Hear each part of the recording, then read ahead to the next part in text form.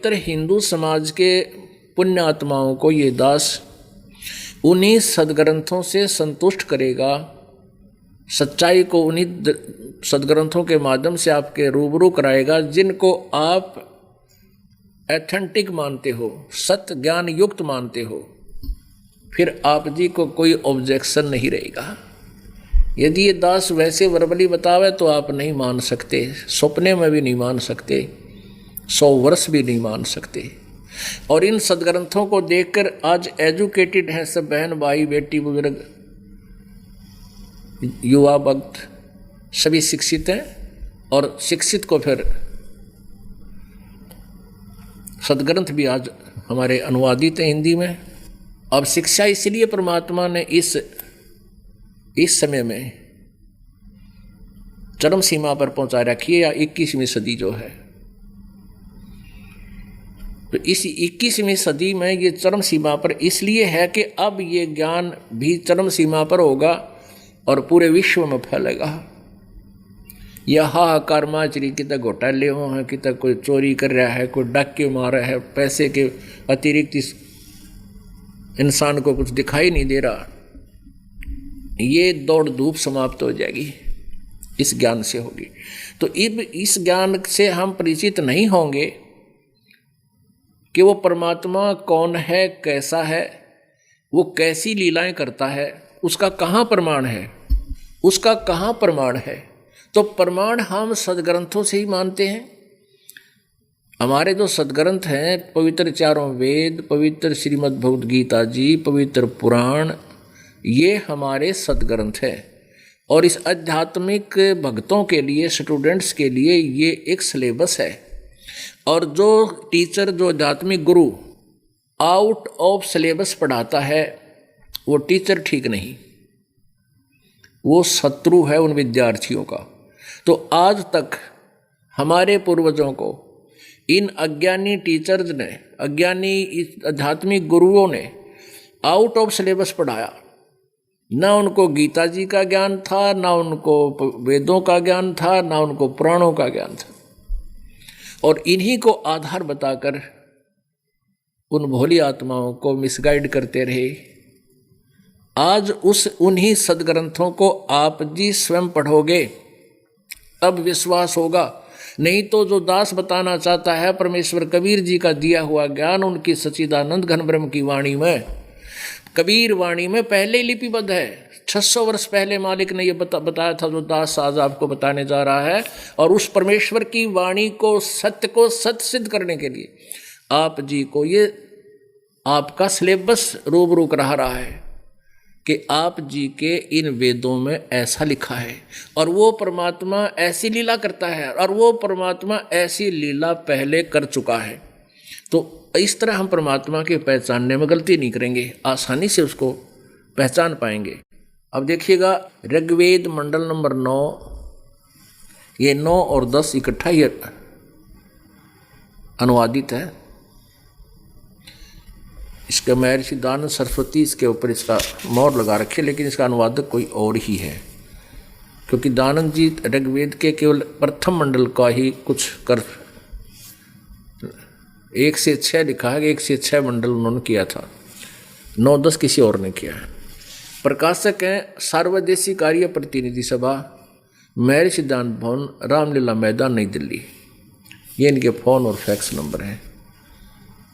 ये गलत लिखा इन्होंने, क्योंकि इसके दानंद जी का यहाँ लिख दिया जाता है ना, उसके द्वारा अनुवादित है, तो ये बिक जाया करता। अनुवाद किसी और ने किया है, अगर दानंद अनुवाद करता तो इसका कति नाश कर जाता। आज आप समझ नहीं सकते।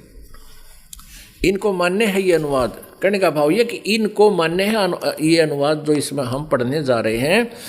और ये इन्होंने ठेका ले रखा था वेदों का कि वेद हम ही जानते हैं और किसी के पास वेदों का ज्ञान नहीं है। उसी वेद ज्ञान में आपको परमात्मा की परिभाषा और उसकी पहचान दिखा रहे हैं। मुद्रक हैं Prince offset printers, 1510 Pataudi house, Daryaganj, नई दिल्ली। ये इनके फ़ोन नंबर है। ऋग्वेद मंडल नंबर 9 और सूक्त नंबर 86।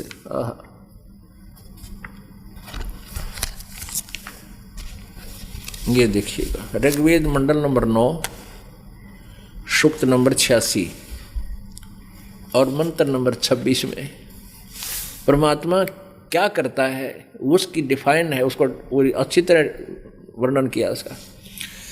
ये क्या, यज्ञ करने वाले यजमानों के लिए परमात्मा, यज्ञ करने वाले यजमानों के लिए, धार्मिक अनुष्ठान करने वाले भक्तों के लिए, यानी और सिंपल कर दो इसको, यानी भक्तों के लिए परमात्मा सब रास्तों को सुगम करता हुआ, सब रास्तों को यानी उसके सब रास्ते खोल देता है, सुगम करता हुआ उनके विघ्नों को, संकटों को मर्दन करता है और उनको पवित्र करता हुआ और अपने रूप को, अब देखो कितना स्पष्ट गया है, निर्निजम माने रूप को, यानी परमात्मा साकार है, अपने रूप को सरल करता हुआ हल्के तेज पुंज का बना के वह कांतिमान परमात्मा। इन्होंने कवि का अर्थ सर्वज्ञ कर दिया, ये गलत अनुवाद कर दिया। वो कबीर देव है, वो कबीर देव विद्युत के समान क्रीड़ा करता हुआ वर्णीय पुरुषों को प्राप्त होता है। वो कबीर देव है, ये कबीर देव। अब इसको थोड़ा डिफाइन करेंगे आगे, अच्छी तरह समझ में आएगा। देखिएगा यजुर्वेद अध्याय नंबर 36 का, ये दानंद जी का अनुवाद किया हुआ यजुर्वेद, महर्षि दानंद जी का कंप्लीट अनुवादित है। ये पूरा 40 के 40 अध्याय इस दानंद जी के द्वारा अनुवाद किए गए हैं। प्रकाशक सार्वदेशी कार्य प्रतिनिधि सभा 2/5 महर्षि दानंद भवन, रामलीला मैदान, नई दिल्ली। ये इनके दूरभाष और फैक्स नंबर है। ये 40 के, ये बिल्कुल ठीक लिखा है, महर्षि दानंद सरस्वती द्वारा इसका अनुवाद किया गया है। महर्षि दानंद वेदों का राइटर नहीं है, अनुवादक है। ये मुद्रक है Prince offset printers 1510 Pataudi house, Daryaganj, नई दिल्ली से। इसके 36वें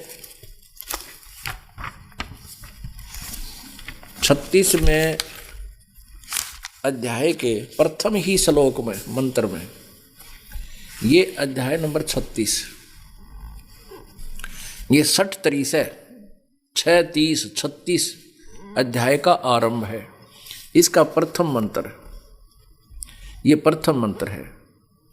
इसमें ये लिखा है ऋचम वाचम प्रपदे मनो यजु प्रपदे। अब ये यजु शब्द है, यजु 2 बिंदी ला रखी यजु का, और इसको इसने यहां अनुवाद किया है, यहां पर ये यजु ब्रैकेट में तो संस्कृत है, इसका अनुवाद किया यजुर्वेद। ये बिल्कुल ठीक किया, क्योंकि यहाँ यजुर्वेद की विषय में जानकारी है, लेकिन शॉर्ट में लिखा है यजु। यहाँ शॉर्ट में लिखा है यजु, ये देखिएगा, ये यजुर्वेद अध्याय नंबर 36 के श्लोक नंबर, मंत्र नंबर प्रथम में ये यजु है। यहाँ यजुर्वेद नहीं लिखा मूल संस्कृत में, इसलिए इसको अनुवादक ने फिर आगे डिफाइन करना होता है। तो इन्होंने यहाँ ये ठीक कर दिया, यजु माने यजुर्वेद, क्योंकि यजुर्वेद की महिमा गाई जा रही है। और यहाँ इसका अर्थ कर दें यजु माने यज्ञीय स्तुतियाँ, इसका अर्थ होता है यजु माने यज्ञीय स्तुतियों का समूह। यदि इसका हम अनुवाद ही कर दें तो इस यजुर्वेद को कैसे जानेंगे? तो यहाँ यजु का जैसे कवि शब्द है, उसको कबीर देव लिखना पड़ेगा। जैसे यहाँ शुरुआत में यजुर्वेद लिखा इन्होंने, इसको पढ़ कर देखो, पढ़ोगे किसी बालक ने दिखा दो अभी यजुर्वेद पढ़ेगा, यजुर्वेद। और इसको अलग कर दिया तो यजु बोल दिया, ये अलग लिख दिया यजु बोल दिया। इसको फिर डिफाइन करेंगे तो यजुर्वेद ही लिखना, पढ़ना, बोलना पड़ेगा। इति सिद्धम। अपनात्मा, अब हम इस पवित्र सदग्रंथ को आसानी से समझ लेंगे ऋग्वेद को, उन मंत्रों को जिसमें इस कबीर देव, कबीर साहब, कबीर परमात्मा की महिमा लिखी गई है कि वो कबीर देव भगवान ऐसी ऐसी लीलाएं करता है, सतलोक से चलकर आता है, वहाँ से गति करके आता है, बिजली जैसी गति से। परमात्मा के बारे में लिखा है कि वो एक क्षण में यहाँ आ जाता है, एक क्षण में हमारे पास पहुँच जाता है, यानी कहीं है तो पहुँच जाता है। एक देशीय है, एक स्थान पर रहता है, वो साकार है। और अभी तक इन्होंने, अज्ञानियों ने हमें बताया वो निराकार है, सर्वव्यापक है। अभी तक इन अज्ञानियों ने हमारे को बता रखा था कि वो परमात्मा बस कण कण में विद्यमान है, वो कहीं एक स्थान पर नहीं रहता, ये लोकवेद था। और परमात्मा की जीवनी, परमात्मा की महिमा बता रही है, उनका वो ग्रंथ बता रहे हैं कि वो तो साकार है। और वही ग्रंथ बता रहे हैं जिनको ये सत्य मानते हैं। और इन वेदों के विरुद्ध इनका ज्ञान था। इस दास का विरोध इसीलिए हो रहा है कि इनकी पोल खोल दी इस दास ने, क्योंकि एक हितैषी टीचर का, अब जैसे किसी पूर्व अध्यापक ने किसी क्वेश्चन का हल गलत कर रखा है और दूसरा टीचर आता है, तो उसका परम कर्तव्य बनता है कि उसने ठीक करावे। उसका विरोध कौन कर सकते हैं? स्टूडेंट नहीं करते, उनको गुमराह कर किया जाता है। किन के द्वारा? जो उस गलत अनुवादित पुस्तक को बेच रहे होते हैं। उन्होंने स्टूडेंट्स की, विद्यार्थियों के हित से कोई लेन देन नहीं होता। वो स्वार्थी लोग होते हैं, अपराधी टाइप के होते हैं, जो सत्य को सामने नहीं आने देते। तो इसी कारण से इस दास का विरोध हुआ। लेकिन अब सब जनता शिक्षित है, परमात्मा के बच्चे भगवान को पहचानेंगे, अपना मोक्ष कराएंगे। अब इससे स्पष्ट हो जाएगा कि वो कबीर देव है। जहाँ कवि शब्द लिखा, कवि के दो अर्थ करते हैं ये। जैसे हम कवि शब्द कहाँ से लाए? परमात्मा, कोई भी हमने शब्द लिया है, अक्सर यहाँ बनाए हैं, तो परमात्मा वेदों से ही लिए हैं। अब कवि का अर्थ होता है जो कविताओं की रचना करे, यानी कविताओं की तरह अपने विचारों को व्यक्त करे, लोकोक्तियों के माध्यम से व्यक्त करे, तो उसको कवि कहते हैं। तो कवि का अर्थ काव्यकार होता है। ये भी वेदों में लिखा है। जहाँ काव्यकार उसका अर्थ बनेगा, वो अलग से प्रमाण ही, उसका सेंटेंस ही बताएगा कि यहाँ काव्यकार इसका अर्थ बनेगा। और जहाँ उसकी महिमा गाई जा रही है, वो संकटों को मर्दन करता है, पाप अपने रूप को सरल करके, तो कवि क्या करेगा उसमें? वहाँ कवि का रोल नहीं है। तो अपने आप सिद्ध हो जाता है कि वो कबीर देव है। तो यहाँ ये कबीर देव, वो कबीर साहब, परम अक्षर ब्रह्म, जिसका शरीर का नाम कबीर देव है, कभी हम उसको कबीर साहब कहने लगे, कबीर साहब। और संस्कृत में, वेदों में उसको कबीर देव कहा है। इसको संधि छेद करते हैं तो कवि का अर्थ अलग कर दें, कवि का अर्थ कर देना अलग चीज़ है। अब मान ले हम अपने प्रधानमंत्री के नाम का अर्थ कर दें, क्या प्रधानमंत्री समाप्त हो जाएगा? उसका अस्तित्व नहीं, वो तो अलग है। किसी भी नाम का कोई ना कोई अर्थ होता ही है, और उन पे हमारे मनुष्यों के नाम भी हैं। अब जैसे किसी का वेद नाम है, वेद, तो वेद का अर्थ तो ये ज्ञान होता है। तो वेद का, जहाँ किसी वेद के बारे में बताया जा रहा हो तो उसका आगे लिख दे, वेद का अर्थ कर दे, तो वेद न कर ढूंढेंगे फिर। तो ऐसा हमारे साथ इन अज्ञानियों ने कर रखा है। परमात्मा का ये जो अनुवाद करते समय भी इन्होंने घुमा रखा है, फिर भी सच्चाई बहुत सामने आई है इन्हीं के अनुवाद से। पुण्यात्माओं, यदि ये दास इन वेदों का अनुवाद आपको करके अलग से दिखावे तो वो अनाड़ी आपको नहीं मानने दे, अगना झूठ बोल रहा है, वो संस्कृत नहीं जानता है। ऐसे इसमें भगवान जब राजी हो जाए, परमात्मा तो सारी भाषा जानता है, और वो ना जाने किसके माध्यम से कैसे उसका उजागर करवा देता है। तो वहाँ उनकी सोच है नहीं, क्योंकि वो आध्यात्मिक नहीं है, वो केवल स्वार्थी लोग हैं। तो परमेश्वर ने, परमात्मा ने ये पहले कृपा बख्श दी कि उन्हीं की बुद्धि को सेट कर दिया, और लगता है उनको पता भी नहीं लगा होगा कि मैंने क्या लिख दिया, क्योंकि यहाँ कबीर का अर्थ कर दिया इन्होंने, कवि का अर्थ कर दिया, जबकि यहाँ लिखना था वो कबीर देव है, बाकी सारी ठीक लिख दी। तो अब इस छोटी मोटी त्रुटि को हम आसानी से समझ सकते हैं और इन्हीं के द्वारा किए गए अनुवाद से हम और आसानी से समझेंगे। और कुछ दिनों में फिर आपकी इतनी बुद्धि प्रचंड हो जाएगी, इतनी विकसित हो जाएगी कि दास जो शब्द आपको कहेगा फाइनल होगा, क्योंकि आपको विश्वास हो जाएगा कि दास आउट ऑफ सिलेबस एक शब्द भी नहीं बोलता है। तो वो समय भी आएगा, फिर हमने सदग्रंथों को बार बार आप दिखाने की आवश्यकता नहीं पड़ेगी। फिर तो परमात्मा की महिमा सुनाया करेंगे, आंखों में आंसू आया करेंगे, हम परमात्मा से इतने घुल मिल जाएंगे कि हमारी किसी भी बुराई में रुचि नहीं रहेगी। ये अंडरस्टूड होता है। अब देखिएगा ऋग्वेद मंडल नंबर 9, ये वही है जो आर्य प्रतिनिधि सभा सिद्धानंद के अनुयायियों ने छाप रखी है। प्रकाशक है सार्वदेशिक आर्य प्रतिनिधि सभा, महर्षि सिद्धांत भवन, नर्मदा मैदान, नई दिल्ली। ये आपको दिखा था, लेकिन बीच में यजुर्वेद दिखा दिया, इसलिए इसको पुनः दिखाना पड़ रहा है। अब देखो ऋग्वेद मंडल नंबर 9 सूक्त नंबर 86 और इसका मंत्र नंबर 26। इसका यहाँ अनुवाद है, यज्ञ करने वाले यजमानों, यानी धार्मिक यज्ञ माने धार्मिक, यज्ञ धार्मिक अनुष्ठान करने वाले यजमानों माने भक्तों के लिए परमात्मा सब रास्तों को सुगम करता हुआ उनके विघ्नों को, संकटों को मर्दन करता है। तो यहाँ कवि का कोई रोल नहीं इसमें है। और उनको पवित्र करता हुआ और अपने रूप को सरल करता हुआ, अपने यानी परमात्मा का वास्तविक रूप बहुत तेजों में है।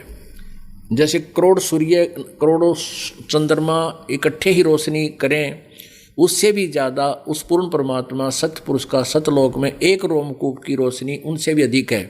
लेकिन हम उस इतने प्रकाश को चरम दृष्टि से नहीं देख सकते, जिस कारण से परमात्मा अपने तेज पुंज के हल्के रूप बनाता है और उससे अन्य रूप बना करके वो नीचे आता है। अपने रूप को सरल करता हुआ यानी साकार हुआ भगवान, और वह कांति में परमात्मा, यहाँ हमने लिखना पड़ेगा वो कबीर देव। अब कवि का अर्थ सर्वज्ञ कर दिया, कवि कोई सर्वज्ञ हो सकता है? यहाँ लिखना था वो कबीर देव विद्युत के समान, वो कबीर साहब विद्युत के समान क्रीड़ा करता हुआ यानी लीला करता हुआ, विद्युत के समान, जैसे बिजली क्षण में आ जाती है पलक झपकते, वर्णीय पुरुषों को, श्रेष्ठ आत्माओं को, अच्छी भक्तों को प्राप्त होता है। ये 26 में। आगे देखो 27 में लिखा है, 27 में पदार्थ प्रेम की वे सैकड़ों धाराएं। इसका अर्थ कुछ और बनता है कि जो परमात्मा वाणी आकर बोलता है, ज्ञान देता है, वो बहुत अच्छा लाभ कराती हैं, उनसे बहुत अच्छा निर्णय होता है। फिर भी प्रेम की वे सैकड़ों धाराएं जो नाना रूप में सतिथि को लाभ कर रही हैं, वे परमात्मा को प्राप्त होती हैं।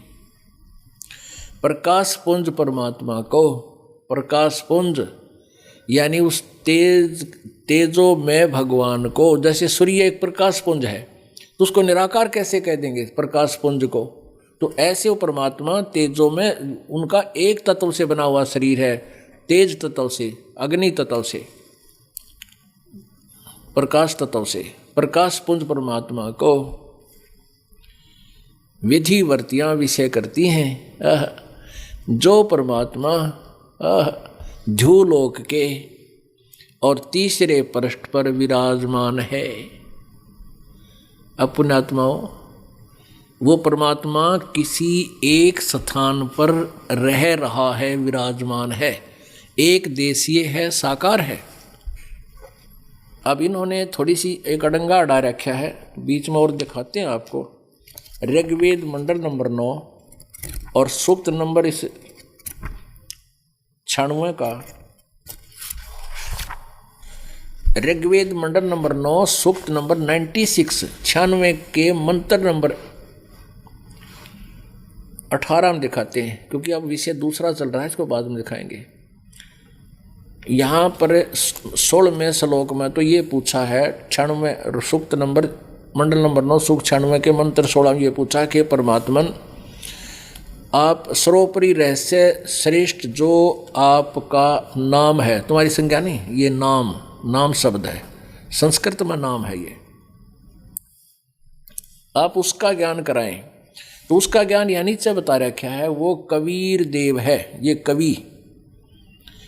कबीर जो है ये कबीर देव है, और यो कबीर गिरभी यानी कबीर वाणी द्वारा, कबीर गिरभी इन्होंने इसका अर्थ कर रखा है, कवि का अर्थ कर दिया कवि लोग, और गिरभी का अर्थ लिख दिया वाणी द्वारा। हम इसको सीधा ही ले लें, कबीर वाणी द्वारा, कबीर वाणी द्वारा, इसको हम कबीर लिख दें और वाणी द्वारा, कबीर वाणी द्वारा हमारे देसी भाषा में, वो कबीर वाणी द्वारा अपना ज्ञान उच्चारण करता है, जिस कारण से वो कवि की उपाधि भी प्राप्त करता है। ये आगे देखो, ये देखो, वो ऋषि मना, ये ऋषि कर सवरसा सैंसरणित है, हजारों वाणी पदवी कवि नाम, तृतीयम धाम महिष्य शेष संत सोम विराजमानो राजती सतुप। इसका अर्थ क्या है, इन्होंने यहाँ गलत किया है थोड़ा, उसको ठीक करने के लिए ऋग्वेद मंडल नंबर 9 सूक्त नंबर ये 96 है।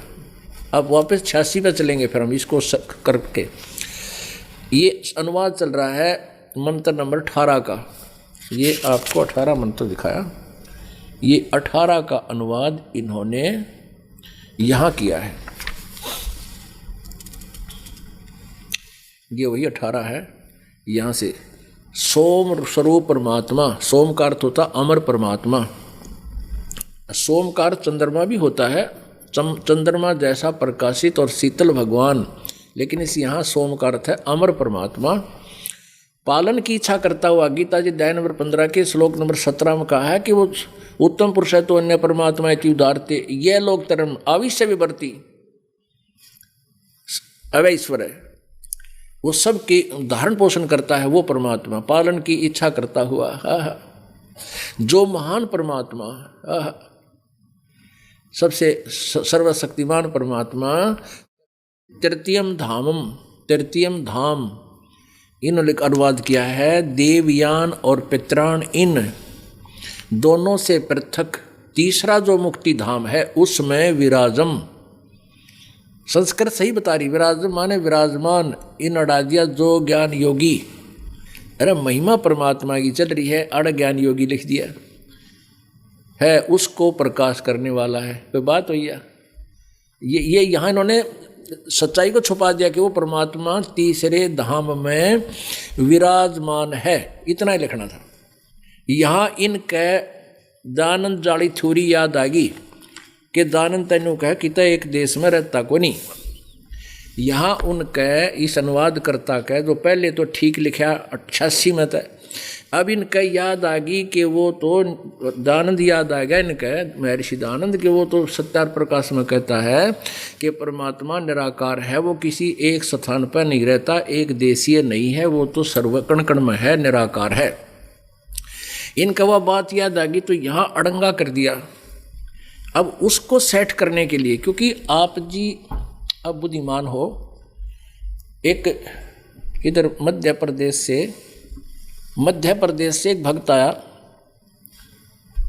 उस शहर, किसी शहर से, वो कहने लगा जी हमने आपका सत्संग टीवी पर देखा सुना, हम हिंदू होते हुए कुरान शरीफ लाए, बाइबल लाए खरीद के, और हमारा काफ़ी भक्त इकट्ठे हो जाते हैं, जैसे पहले रामायण देखा करते, टाइम काट दिया करते, न्यों बैठ जाते हैं सैकड़ों की संख्या में, एक एक टीवी हो रहा है, और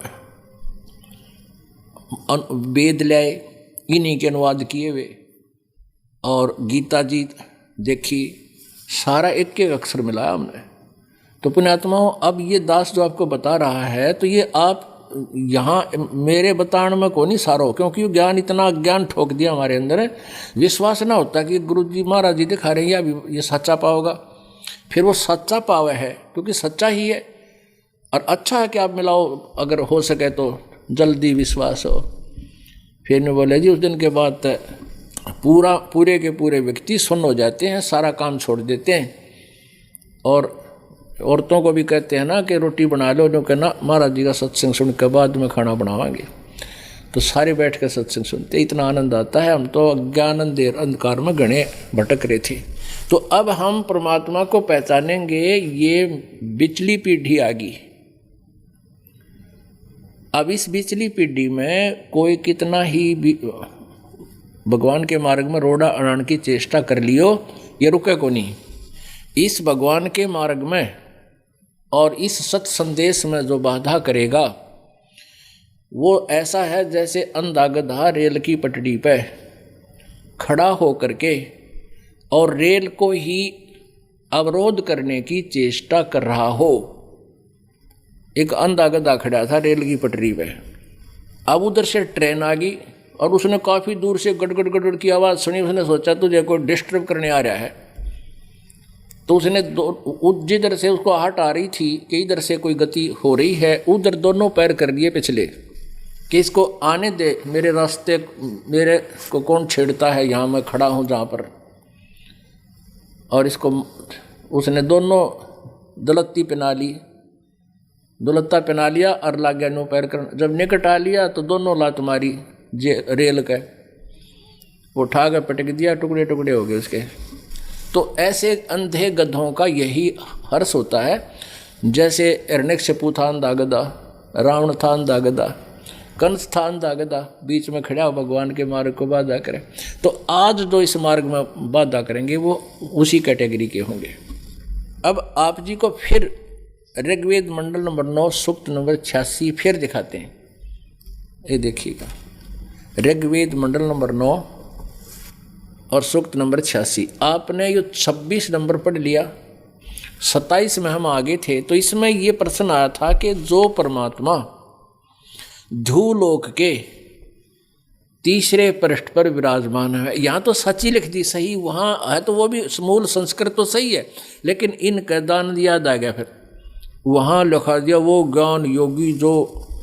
अब ऋग्वेद मंडल नंबर 9 सूक्त नंबर 96 96 के मंत्र नंबर 18 में मूल संस्कृत में तो सही लिखा वेदों में तो कि वो परमात्मा तीसरे धाम में विराजमान है, सबके पालन की इच्छा करता वो परमात्मा तीसरे धाम में विराजमान है।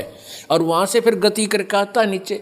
जब नीचे गति करके आता है तो अपने लोग अपने अमृत ज्ञान को, तत्व ज्ञान को अपनी मुखारविंद से, अपने मुख से अमृत वचनों को कविताओं के माध्यम से, लोकोक्तियों के माध्यम से उच्चारण करके बताता है। और जिस कारण से वो कवियों में से एक प्रसिद्ध कवि भी होता है, माना जाता है। अब कबीर देव जी परमेश्वर जी को हम एक कवि कहा करते थे।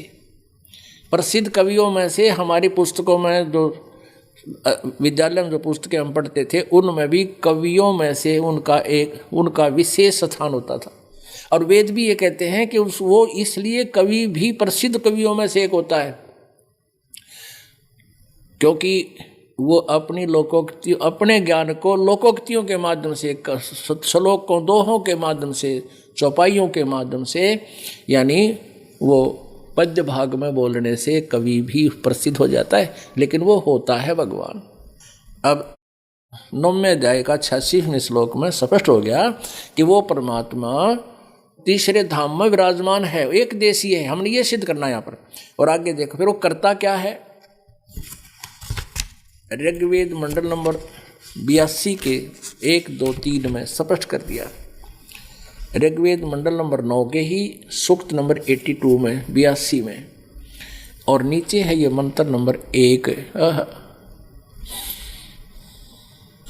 9वां मंडल और 81वां सूक्त है, समाप्त हुआ। ऊपर 81वां समाप्त हुआ, ये 82वां प्रारंभ हो गया। तो यहाँ इसके प्रथम मंत्र में सोम जो सर्व उत्पादक परमात्मा प्रभु, यानी जो सबकी उत्पत्ति करने वाला परमात्मा है, प्रकाश रूप सद्गुणों की वृष्टि करने वाला, पापों के हरण करने वाला, पाप नाश करने वाला है, वह राजेव राजा के समान, राजेव राजा की तरह, राजा के, यहाँ देखिए, राजा के समान दर्शनीय है, राजा के समान दर्शनीय है, देखने योग्य है, साकार है। और वह पृथ्वी आदि लोक लोकांतरों के चारों ओर शब्दमान हो रहा है, यानी उसकी शक्ति भी चारों ओर विद्यमान है। वह वर्णीय पुरुषों को श्रेष्ठ, वर्णीय पुरुष को, श्रेष्ठ भगत को, श्रेष्ठ पुरुष को, अच्छी आत्मा को, जो दृढ़ भक्त है, उसको पवित्र करता हुआ प्राप्त होता है, यानी उसको आकर मिलता है। कैसे मिलता है? जिस प्रकार आकाशीय बिजली विद्युत स्नेह वाले स्थानों को आधार बनाकर प्राप्त होता है। कितनी प्यारी डेफिनेशन दी है। पुण्यात्माओं, सौभाग्य आपका, आपको ये सत संदेश मिल रहा है, और इसके बिना ये मनुष्य जीवन व्यर्थ है। अब इसमें स्पष्ट किया है कि वो परमात्मा अपनी अच्छी आत्माओं को, जो दृढ़ भक्त होते हैं, उनको आकर मिलता है। कहाँ से? उस सतलोक से चलकर गति करके आता, चलायमान होकर के। और कैसे मिलता है? जैसे पहले क्या होता था, अब भी वही स्थिति वही है, आज भी वही है। पहले काशी के आम बेले थाली होया करती है गाँव में, घरों में, और वर्षा हो जाती है, अचानक वर्षा आ जाती है तो थाली बेले ऐसे जूठे सूचे बाहर भी आंगन में रखे रहते थे। तो हमारी दादी जी विशेष रूप से भागकर जाती थी भीगती हुई, और उन सब काशी के थाली और बेलों को अंदर रखती थी, और फिर कभी कभी दूसरों को, हमें भी कहती थी, इन उठा कर अंदर रखो, इन पर बिजली पड़ जाया करे। आकाश की बिजली काशी पे अवश्य गिरती है अगर बाहर उसकी रेंज में रह जाता है। तो ऐसे ही वेद बता रहे हैं कि वो परमात्मा जैसे बिजली उस थाली पर, काशी धातु पर ही गिरती है, उसको ही आधार बनाकर यहाँ आती है, ऐसे ही वो परमात्मा उन श्रेष्ठ आत्माओं को ही मिलता है। तो भाव ये समझना इसका कहने का कि और तो वो मिल नहीं सकते। जो हमारे कैसे अज्ञानी ना आकर मिल जाए तो सुना कोई ना है, सुना दूंगा, चल अपना काम करें। क्योंकि हम तो भगवान को निराकार माने बैठे हैं, और जो अच्छी आत्माएं होती हैं वो इतनी अनाड़ी नहीं होते, वो सुनते हैं बहुत ध्यान से, फिर निर्णय लेते हैं, और फिर भी थोड़ी बहुत कोई कमी रह जाती है तो भगवान उनको सतलोक ले जाकर फिर दृढ़ करते किया उनको, फिर वापस छोड़ा। तो वो पुण्यात्मा ऐसे दृढ़ भक्त होते हैं। फिर संसार सारा एक तरफ, जब ज्ञान समझ में आ जाता है, और वो अकेला एक तरफ, प्रहलाद की तरह। पिता भी शत्रु, सारा समाज शत्रु कर दिया उस पिता ने और नकली गुरुओं ने, लेकिन प्रहलाद टस से मस नहीं हुआ। ऐसे ही दृढ़ भक्त जो होते हैं, उन्हीं को ये ज्ञान परमात्मा स्वयं आकर प्रदान करता है, और ये वेद प्रमाण कर रहे हैं। और यही लीलाएं उस परमात्मा ने 100 बार कर रखी हैं, बहुत बार कर रखी हैं, तो कि आप उनको प्रमाण नहीं मान सकते। और जो प्रमाणित हैं उनमें से कुछ एक के उदाहरण आपके सामने इस सत्संग में दिखाए जाएंगे, दिए जाएंगे। ये फिर देखिएगा, ऋग्वेद मंडल नंबर 9 सूक्त नंबर 82 का मंत्र नंबर 1। ऋग्वेद मंडल नंबर 9 सूक्त नंबर 82 का ये मंत्र नंबर 1 नीचे आपने अभी पढ़ा। इसका अभी आपने पढ़ा, इसका अर्थ है कि जो सर्वोपादक उत्पादक सबका जनक परमात्मा प्रभु स्वामी, प्रकाश रूप सद्गुणों की वृष्टि करने वाला और पापों के हरण करने वाला है, वह राजा के समान वो दर्शनीय है। देखने योग्य है, साकार है, और वह पृथ्वी आदि लोक लोकांतरों के चारों ओर शब्दायमान हो रहा है, गूंज रहा है, आवाज लगाता है। वह वर्णीय पुरुषों को, श्रेष्ठ आत्मा पुरुष को, श्रेष्ठ आत्मा को, जो दृढ़ भक्त है उसको पवित्र करता हुआ प्राप्त होता है। जिस प्रकार विद्युत आकाशीय बिजली स्नेह वाले स्थानों को आधार बनाकर प्राप्त होता है, इसी प्रकार उक्त गुणों वाले परमात्मा ने इस ब्रह्मांड को उत्पन्न किया। यह अनुवादक की अपनी सोच थोड़ी सी अनुवाद में होती है। अब 2 में क्या कहा है? ऋग्वेद मंडल नंबर 9 सूक्त नंबर 82 मंत्र नंबर 2 में एक आपने पढ़ लिया। ए परमात्मन, उपदेश करने की इच्छा से आप, यानी आते किस उद्देश्य से, ये भी स्पष्ट कर रहे हैं कि वो सत उपदेश, सच्चा ज्ञान देने के लिए उस उद्देश्य से, इच्छा से आप महापुरुषों को प्राप्त होते हो। आप अत्यंत गतिशील पदार्थ के समान, वहाँ से गति करके आते हो, चल कर आते हो, समान हमारे आध्यात्मिक यज्ञों को प्राप्त होते हैं। यानी हम जो साधना करते हैं उनकी रक्षा भी आप करते हैं। आप कबीर देव हैं, आप सर्वज्ञ हैं। सर्वज्ञ तो वो है ही, अब अर्थ नहीं करना। आप कबीर देव हैं, आप कबीर साहब हैं। हाँ, इसमें कबीर देव लिखना चाहिए था, कबीर। हम उसको कवि को हम कवि कहते हैं, कवि। आप कबीर साहब हैं और शुद्ध स्वरूप हैं। हमारे पापों को दूर करके, हे अमर परमात्मा सोम, आप हमको सुख दें। बस इतना ही काफ़ी है। अब तीसरा और देखिएगा, ऋग्वेद मंडल नंबर 9 सूक्त नंबर 82 का मंत्र नंबर 3 भी यही प्रमाण दे रहा है कि पवित्र यज्ञों में रक्षा से आप प्राप्त होते हैं और पृथ्वी आदि लोक लोकांतरों में गति करते हुए, यानी वहाँ से चलकर आते हैं। और सर्वव्यापक नहीं है, आप है माने आप स्वयं गतिशील होकर विराजमान होते हैं। भाई इतना देखना। अब यहाँ हमने जो निष्कर्ष निकालना था, आज जो ये 4 दिन का सत्संग प्रारंभ हो रहा है पुण्यात्माओं, अब यह भूमिका बनी है और इतने ये 2 घंटे हो गए। अब सत्संग रात में शुरू होगा। अभी और थोड़ा सत्संग सुनाते, इसमें अभी भूमिका भी रहती है।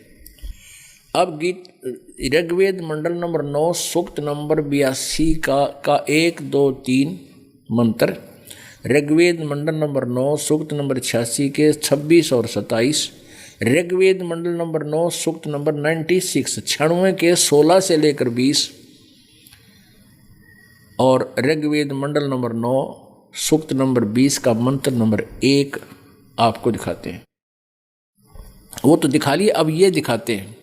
उसमें स्पष्ट लिखा है वो कबीर देव, वही ऋग्वेद मंडल नंबर 9 और सूक्त नंबर 20 और इसका मंत्र नंबर 1 में स्पष्ट लिखा है। इसमें आपका मूल संस्कृत भी पढ़ सकते हैं क्योंकि ये नागरी लिपि है।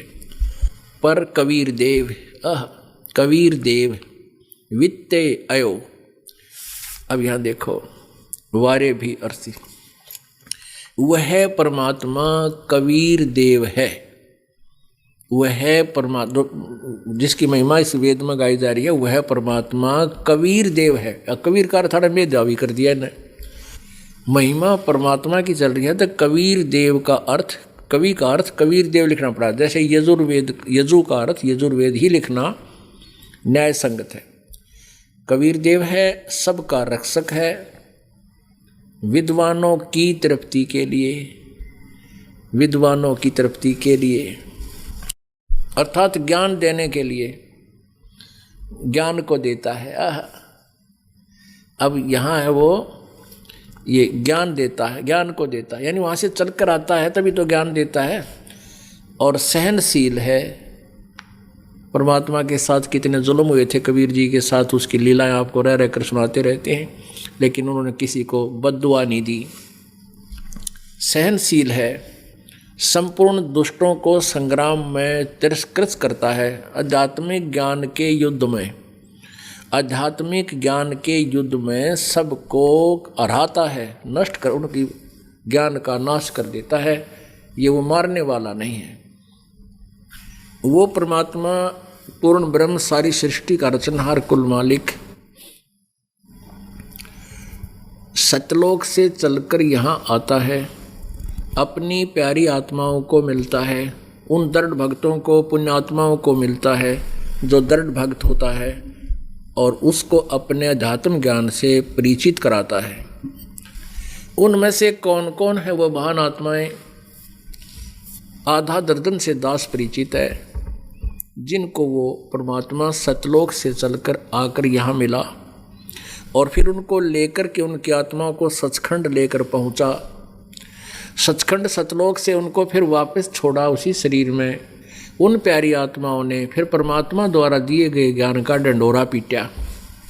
परमेश्वर की उस सच्चिदानंद घन ब्रह्म की वाणी में लिखा है, चारों युग में संत पुकारे, कूक कहा हम हेल रे, हीरे माणक मोती बरसे, ये जग चुगता ढेल रे।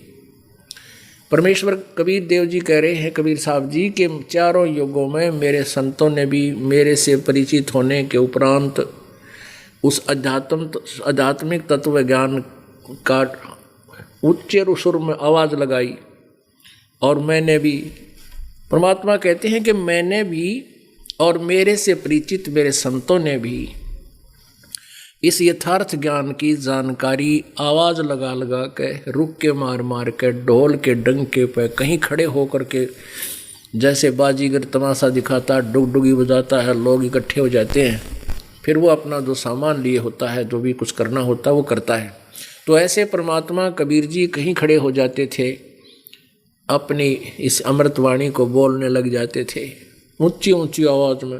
बहुत से व्यक्ति एकत्रित हो जाते थे, उनको भी फिर वो ज्ञान सुनाया करते थे। इसी प्रकार वेदों में लिखा कि वो परमात्मा अपनी वाणी को ऊंचे स्वर में उच्चारण करके कविताओं के माध्यम से, लोकोक्तियों के माध्यम से बोलता है, जिस कारण से वो कवि भी कहलाता है। तो उन किन किन को मिले?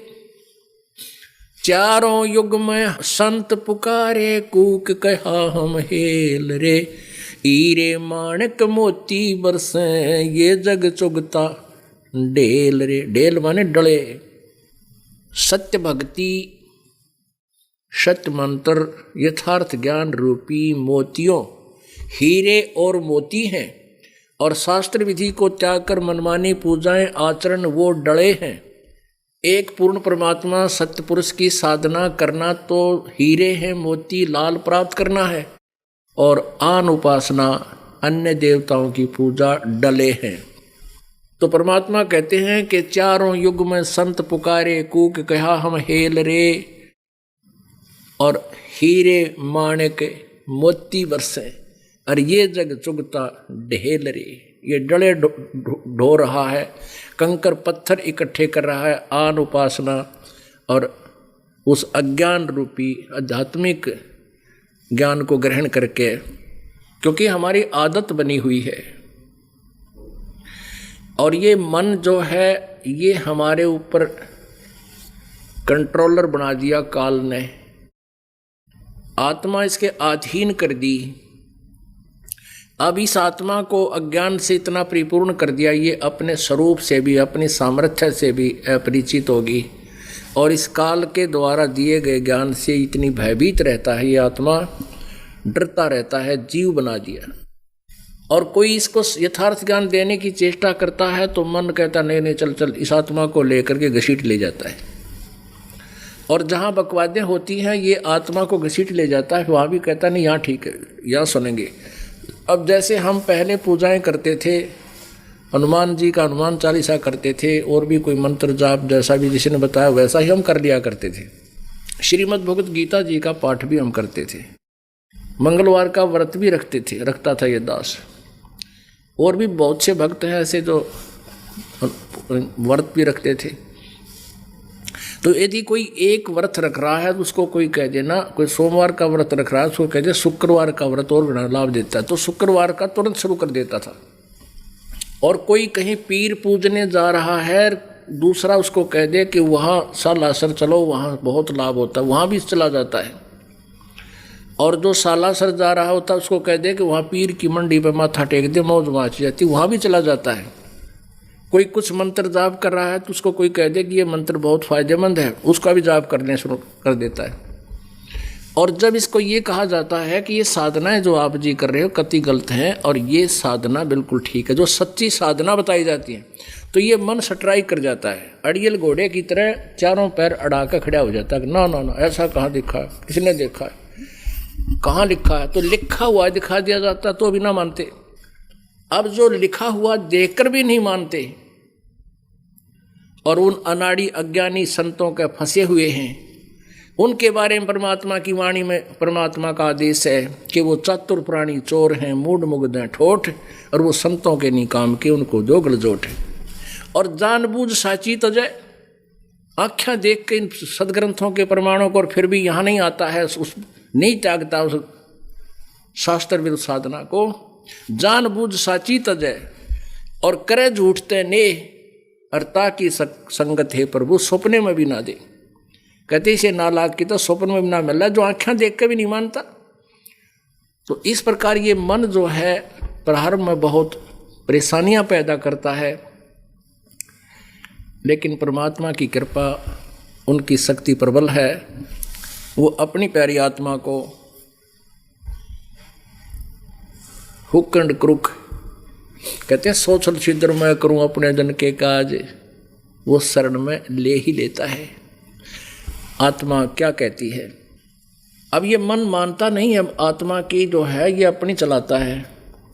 अब जैसे आप कहोगे, किसी से कहते हो कि चलो सत्संग में चलते हैं, बरवाला में सत्संग हो रहा है, हरियाणा में जिला हिसार में, तो वो क्या कहता है कि ना टाइम को नहीं, फिर देखेंगे। और थोड़ी सी देर में कोई ये कह देता है कि वहाँ सर्कस आ रहा है उस शहर में, चलेगा। अब कहाँ किस टाइम होगा, किस टाइम से इस टाइम, तुरंत तैयार हो ले। एक भक्त बताया था, कहने लगा जी मैं अपना मित्र खास मेरा, और उसको मेरे क्या बात समझ में आ गई, उसको बताने लगा तो वो नहीं मानता। अब मित्र होने के नाते मैं उसके साथ खूब घुल मिला हुआ था, तो उसको काफ़ी कुछ कह भी देता था। एक दिन मैंने यहाँ आना था, उससे पहले दिन शाम को वो मिल गया मुझे रास्ते में, तो मैंने उसे जिक्र कर दिया कि वो ऐसे ऐसे सत्संग में चलेंगे, चल मेरे साथ,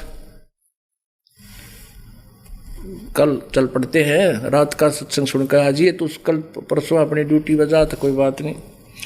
बोला मन टाइम को नहीं भाई, तो पागल हो लिया, मेंटल हो रहा है। तो मैंने सोचा सवेरे फिर चालूँ, क्या हूँ उसने मान जाए तो उसका भला हो जाए। तो पता लगा कि वो तो कंपटीशन सुनने जा रहा है। कंपटीशन होता है यहाँ हरियाणा में, एक और रिवाज सी चल रही है, कई गायक इकट्ठे हो जाते हैं, रागनियाँ गाते हैं, और वहाँ से कम 100 किलोमीटर दूर। और ने बोला परसों आओगा, मैं कति सारे लूट का होगा वो कि, तो वहाँ से और कहीं और हो रहा था वहाँ भी। तो पुण्यात्मा ऐसे ही इस मन को यदि कहें चलो सत्संग में, यूँ कहता है ना मन टाइम को नहीं। और कहते हैं ऐसे कोई रास्ते में चलते हुए ऐसे दो भगत दो आपस में बतला रहे हो, बातें कर रहे हो कि वहाँ कंपटीशन हो रहा है। ये हरियाणा में विशेष खासकर एक कंपटीशन की ज़्यादा ही एक उत्सुकता थी लोगों में।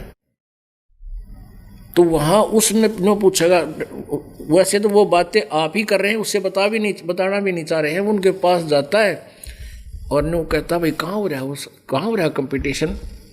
उन तो सारी डिटेल लेगा और 100 काम छोड़ देगा, उड़ा जा बैठे कंपटीशन में।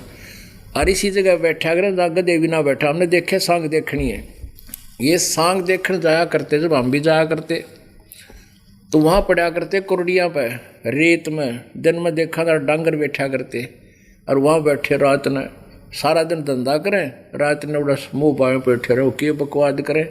अब पता लगा उड़ा के डले डोआ थे, तो वहाँ तो ह्यूमन कति नो ऑब्जेक्शन। और सत्संग में चला जब 100 काम याद दिवा देगा, वो भी करना है, नो हो जाएगा, दिक्कत हो जाएगी, और वो करते करते हो जाती है। तो आत्मा इस परमात्मा से प्रार्थना करती है कि परमात्मा इस काल ने हमारे को एक ऐसे इस एजेंट से बांध दिया, इस काल ने इस आत्मा का यो स्वामी बना दिया।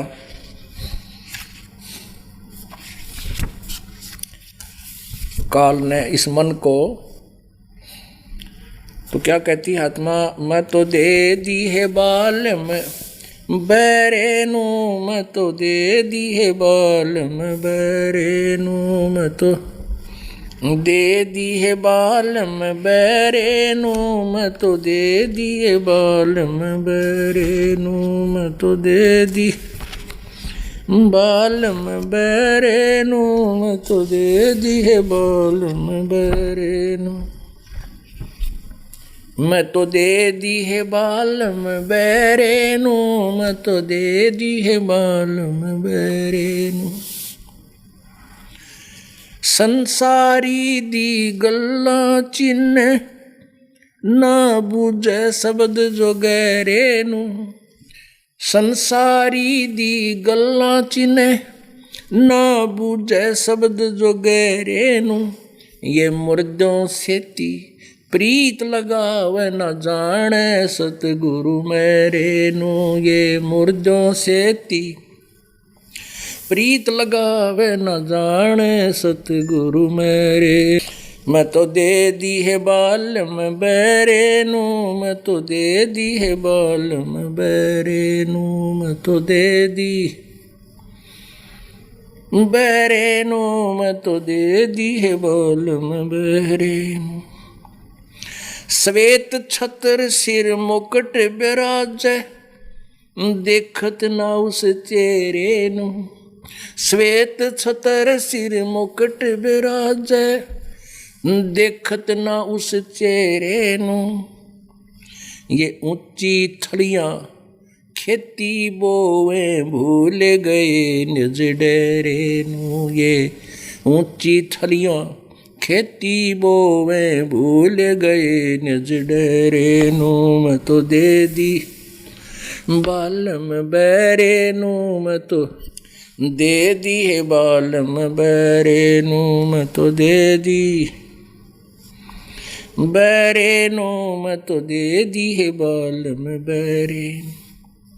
ये संसार समझदा नहीं कहंदा श्याम दोपहरे नू, ये संसार समझदा नहीं कहंदा श्याम दोपहरे नू, गरीब दास ये वक्त जाते है रोओगे इस पैरे नू, गरीब दास ये वक्त जाते है रोओगे इस पैरे नू, मैं तो दे दी, मैं तो दे दी है बालम बैरे नू, मैं तो दे दी है बालम बैरे नू, मैं तो दे दी।